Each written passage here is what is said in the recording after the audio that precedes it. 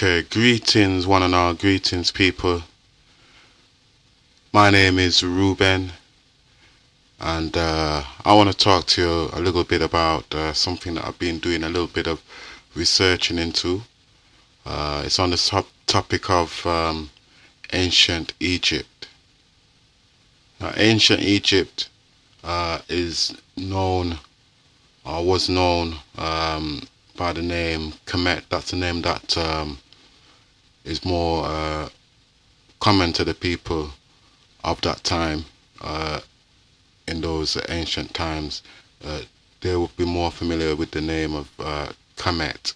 Egypt is a name that came along a long time after, during the Greek times, which they kind of adopted or adapted the use of a word, another ancient word from Kemet for a certain region, and use that name for the whole of the territory, so it became known as Egypt.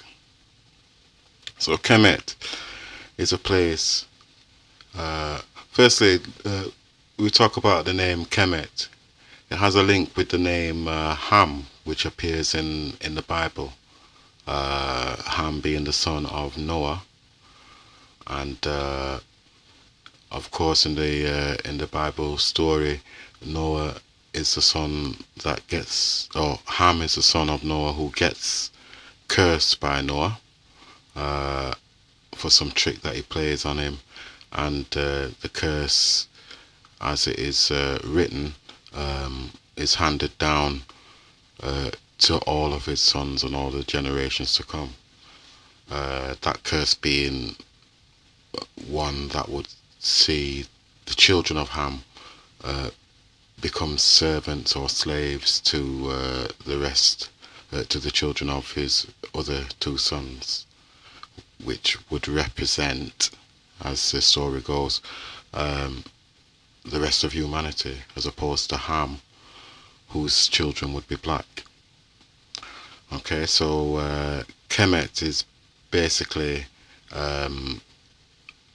is where the name Ham comes from, and that is sometimes used, Hamet, Kemet, or Kemet spelt with a K, H, and with an A instead of an E. Or sometimes, if you go further west, that Kemet, that sound Kam, can change into Gam. Okay, so you have places like Gambia on the west coast of Africa. So in the pre-dynastic times, that is going right back thousands of years BC. So we're talking like what, 5,000 years, 5,000 plus years ago. So we're talking like 4,000 BC, something like that. So we're talking 6,000 years ago.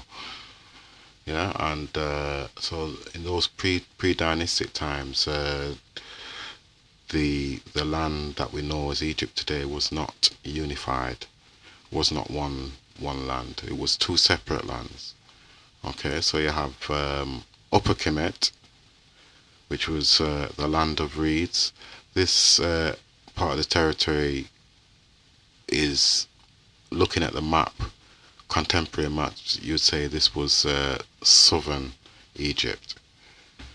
Okay, so Upper Kemet was the land of reeds, and its roots going right back to Nubia, Ethiopia, Kenya, and beyond, to the original source of the Nile in the Great Lakes region of Central Africa. Yeah, these people had also travelled to the Far East in search of the birthplace of the morning sun, and what they did was they used the herbal their herbal symbol, should we say, which was the reed. This is why they was called the land of the reed. They used that herb, the reed, which if it was eaten, it had intoxicating properties, let's say. Okay, so by using this reed, they were able to gain the trust of the people who they would encounter. And the main deity of these people from Upper Kemet was a vulture goddess. Her name was Nekbet, and she was in later times would be aligned with it in later times she would be aligned with let me see, Nephthys.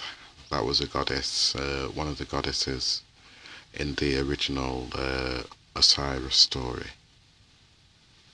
Okay, so Lower Kemet, which was the northern region of what we would call modern day, if you look on the contemporary maps again, Lower Kemet would be northern Egypt.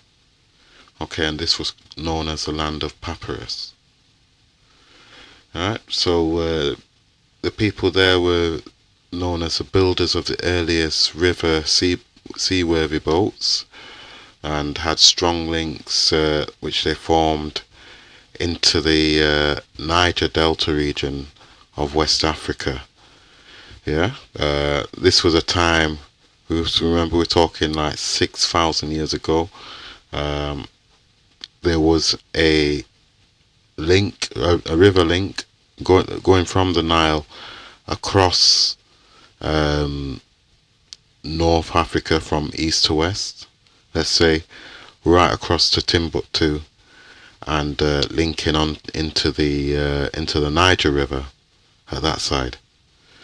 So they were able to kind of secure links with that part of the world, and going right down to the Niger Delta, which goes off into the the Gulf of Guinea, yeah, on the west side of Africa. So there was strong links formed there all across there. There's evidence of that, and also across the Mediterranean, right up into modern day Lebanon. Yeah, so their sea venturing ways would take them as far as Madagascar in to the east of Africa. It was part of East Africa. Yeah, and even across the ocean from West Africa through to South America. Yeah, the Amazon in South America, Brazil. The main deity of these people in Lower Kemet was a snake goddess, and that name, again, the pronunciations might not be correct, so I'll just do my best. Wajjet, that was the name of the snake goddess, and she was often aligned with Isis, the goddess Isis from the original Osiris stories.